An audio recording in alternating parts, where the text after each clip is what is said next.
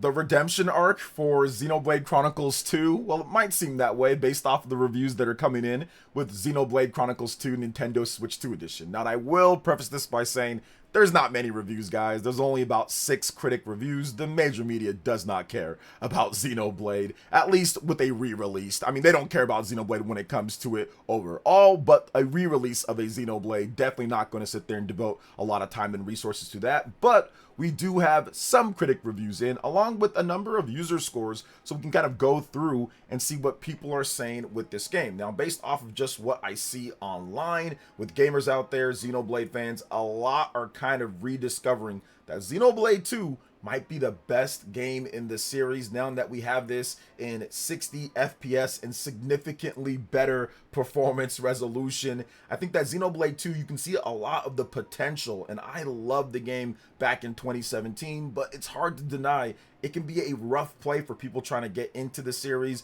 because of the performance of it, the tutorial. There's a lot of things that kind of work against it. But with this Nintendo Switch 2 edition, you have time, you have a lot more people that can help you on the internet, you have a lot more just things about the game out there, and you now have significantly better performance that really helps out the game as an action RPG. It's so much smoother. There's a ton of new things added in with the Merc Assault and the Momo Blade and everything else. So if you're someone coming into it new, there's so much content here. There's so much things in here to make this a significantly better experience. And with it, Torna, the Golden Country, has also been updated. If you get this, you'll just automatically update Torna, but you have to buy that separately. But if you already have it, you're good. It will update it with the patch, or you can wait for the physical edition of the game later down the line. But before we continue, we are giving away a Nintendo Switch 2 at 140,000 subscribers, or on September 1st, whichever comes first. Subscribe, like, comment. The winner will be chosen at random, and it's a worldwide giveaway. Thanks, peeps. So let's go over some of these critic reviews. I do just want to say real quick, the user scored 91, so a lot of the fans, not many people are going there and reviewing it, but a lot of the core fans are going back and saying how much better it is than the original game back in 2017 on the Nintendo Switch 1, where you had 720p 30 FPS, and in portable mode like 360p or around that, and sub 30 FPS many times. So it's a nice, and I would say welcomed update here. So right now, Xenoblade Chronicles 2 Nintendo Switch 2 Edition has a 87 overall. That is a lot better than the original game that had like an 82, 83 around the time that it launched back in 2017. So a number of points better than Xenoblade Chronicles 2 originally. And let's get into what Digitally Downloaded had to say. They gave it a 9 out of 10 and said, over time, at least one additional replay, I've become more comfortable with the tonal dissonance beating at the heart of Xenoblade Chronicles 2. And it's not like I was ever unhappy with either the fan service or the serious narrative. It was just the juxtaposition that threw me at the time. So while this might not be my favorite title in the overall series, I do think it is magnificent, and all the better now we can see the creative vision that the developers had for it in the first place. And I think that's the most important thing. Xenoblade games are interesting because you'll have people that think wildly different based off of little things that they've done. All Xenoblade games play differently, have a similar tone and style and kind of flow, but also have many different changes that can completely swing your opinion one way or another about what's your favorite at the least. Okay, let's get into the next review here. The Sixth Axis, they gave it a 9 out of 10 and said Xenoblade Chronicles 2 is an essential JRPG, and on Switch 2 it finally feels like it's reached its ultimate form with the upscaling that massively improves clarity and performance and some light bits of added content alongside. Nintendo Insider, they gave it a 9 out of 10 and said Xenoblade Chronicles 2 Nintendo Switch 2 Edition had the biggest job to do of any of these updates, thanks to the age of the original Switch release. Thankfully, it mostly hits the mark. There are a few graphical issues that keep it from being all it could be, but it's hard to argue that this isn't a clear and obvious upgrade in most ways that count. It features smoother frame rates, improved resolution, more visual details, some genuinely useful quality of life upgrades, and even has some new content to check out. If you want to cruise the clouds of all rest and style, this one's well worth picking up, and I have to agree. A few issues here and there from my gameplay, nothing too crazy though, and it's just 10 times better, honestly 10 times better than the original Nintendo Switch 1 version of the game. All right, Nintendo, they gave it an 8.5 out of 10 and said Xenoblade Chronicles 2 arrives on the Nintendo Switch 2 in the version it always deserved. Sharp, smooth, and enhanced with a few extras that round out the experience. All right, next up is from Vandal. They gave it an 8.4 out of 10 and said, in any case, this is the best way to experience Xenoblade Chronicles 2 for the first time. A JRPG that, despite its flaws, ranks among the genre's best of the last decade. Those already familiar with Rex, Pyra, Nia, and the rest will be amazed to traverse the Titans again with such clarity, and bearing in mind that it must be purchased separately from the expansion pass, this is the perfect opportunity to revisit additional story content.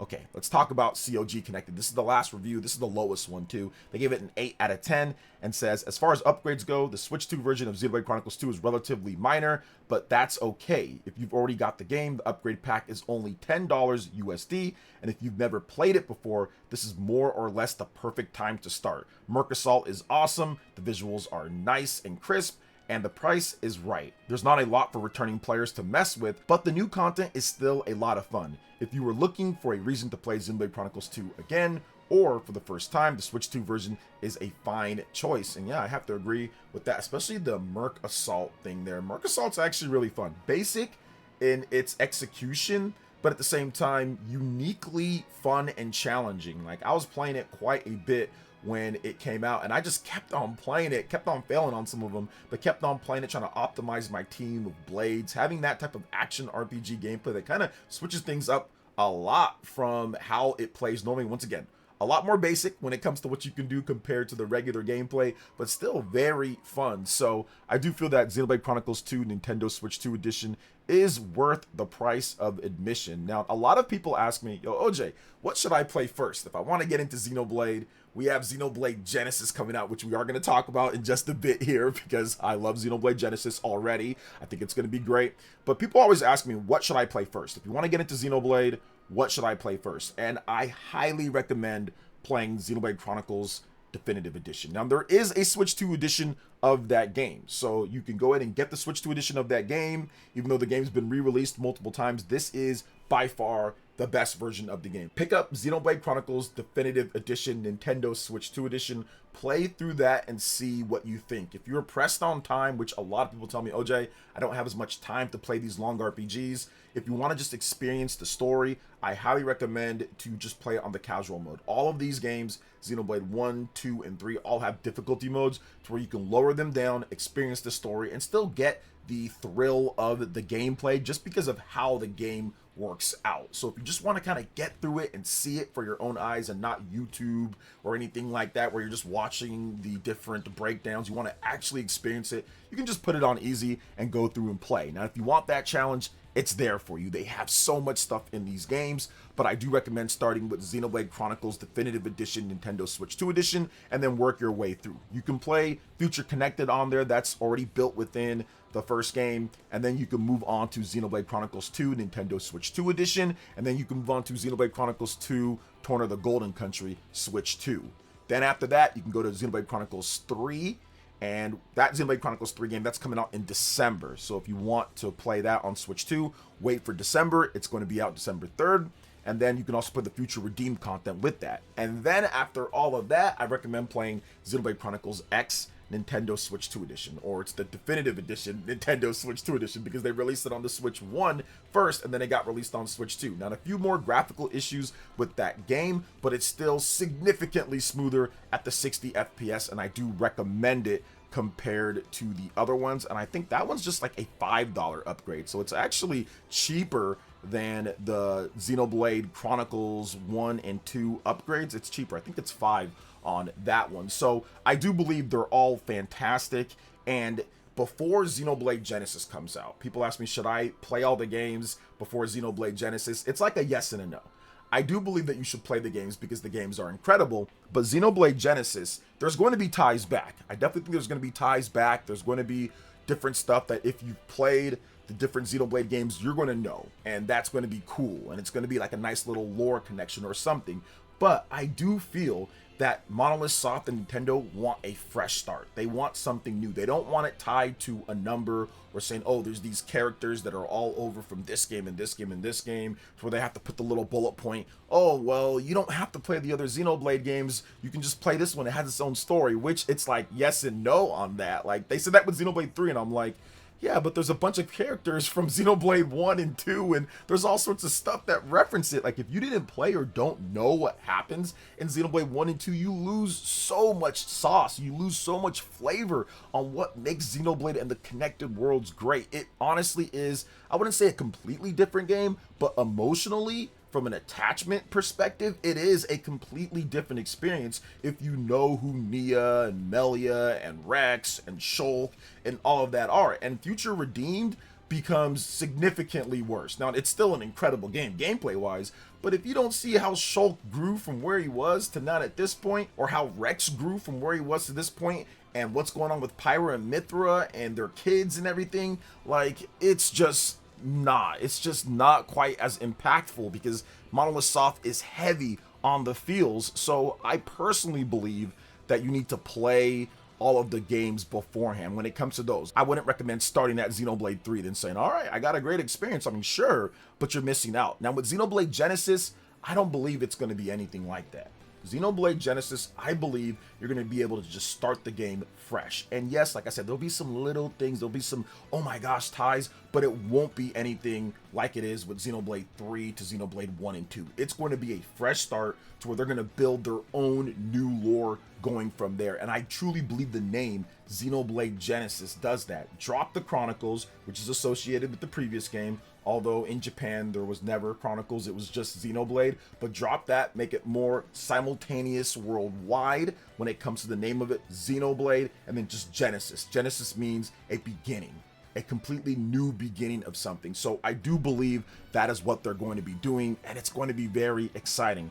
Now, I've talked about how the gameplay could play out. Many people say, well, I don't know about the whole auto battling and things like that, and I completely get it. The auto battling, it's like a hit or miss for some people based on how you like to play. However, if you give it the opportunity, I think that the auto battling plus what they do with the skills and what they do with the orb bursting in Xenoblade 2 or with the chain attacking that we see in the games, I think it's a lot of fun once you get the hang of it and you understand all the mayhem that's on screen. But speaking of that mayhem and speaking of auto battling, I do believe that Monolith Soft is going to try to simplify, but at the same time add depth. I think that they know that in order for Xenoblade to maybe hit a Fire Emblem level of sales, like a Fire Emblem Fates 3 million plus, 4 million plus on a consistent basis, or Fire Emblem more like it, Fire Emblem 3 Houses, that was like nearly 5 million plus. In order to get there, they're going to have to clean things up just a bit on the interface. I think a lot of people,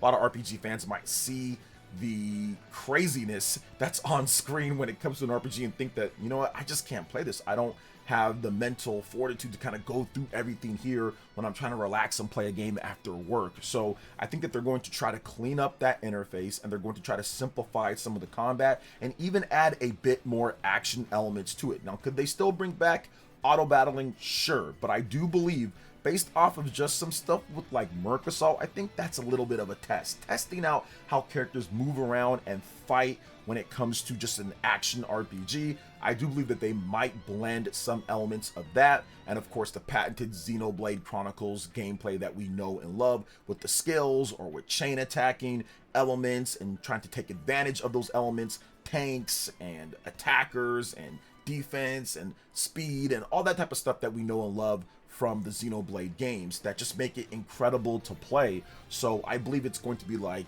a blend. They are going to take and kind of pick and choose the best elements from Xenoblade 1, Xenoblade 2, Xenoblade 3, Xenoblade X, and say, what can we do to put together something that really grabs fans in a different way? That Genesis to me is more than just when it comes to characters or the world or the story. I do believe it means Genesis when it comes to the gameplay too, and having a new fresh beginning. They didn't show any combat gameplay for Xenoblade Genesis. They showed in-game gameplay. They showed you running, and they showed you, moving about the world. They showed you on like that animal creature, but they didn't actually show any battles, and that was so intentional. Do they have battles already good to go and showing off different elements? Of course they have it there. They know exactly what they're doing. They could have showed the battles, but they didn't. I think they want that to be a surprise. I think they want that to be something different, and for you to be like, oh wow, look at that. That was crazy when it comes to what they do with the battle system. That's different from Xenoblade Chronicles 1, 2, or 3, or X. So I believe they're going to go for something like that with the reveal of it. When could we see the next trailer? Well, if we base it off of what they did with Fire Emblem, which we shouldn't, because obviously Intelligent Systems is different from Monolith Soft. They operate differently and everything. Nintendo does not own Intelligent Systems, whereas they own Monolith Soft, so there could be different things that they do in terms of when they show off the next thing and all that. But if I was to base it off of what we saw a little bit with Fire Emblem, if you look at the online when it comes to Twitter, the official Xenoblade JP account is there. They might be able to just show off some gameplay on there, so I wouldn't be surprised if we don't get another trailer when it comes to a direct. If we get a direct in September, don't be surprised if we don't get anything yet, and Monolith Soft maybe just shows something off on Twitter, and then maybe next year at some point we get a big new trailer closer to when they want to do a release date for the game, kind of like what we saw with Fire Emblem Fortune's Weave. So I think it could be something like that. But what do you feel about everything that we talked about here with the Xenoblade games and Xenoblade Genesis? Let me know in the comment section below. All right, peeps, that wraps it up for this video here. Thank you so much for watching. I do appreciate it. Please make sure you hit that like button, subscribe if you're someone new, click that notification bell, and check out my other Xenoblade and Nintendo Switch 2 videos right here on screen. Thanks for watching, and we'll catch you guys for the next one. Peace.